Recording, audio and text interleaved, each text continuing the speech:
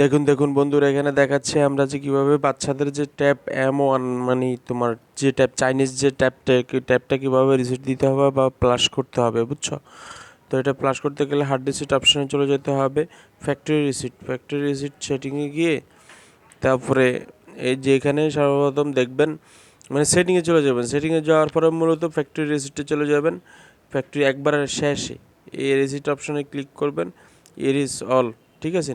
এখানে ক্লিক করলে আপনার ফোনটি পুরোপুরি প্লাস হয়ে যাবে। আর এটা আপনার মোবাইলে যদি পাসওয়ার্ড দেওয়া থাকে পাসওয়ার্ড দিয়ে নেবেন, দিয়ে ওকে করে দিবেন, কনফার্ম করে দিবেন, ইনশাল্লাহ প্লাস হয়ে যাবে, ঠিক আছে? তো এই সমস্যাটাই হয় বেশিরভাগ ক্ষেত্রে, মোবাইল যদি স্লো বা কোনো প্রবলেম হয় বা স্লো হয়ে যায় বা একবার অতিরিক্ত বেশি হ্যাং করে, সেই ক্ষেত্রে এই কাজটি আমরা করতে হয় বিশেষ ক্ষেত্রে।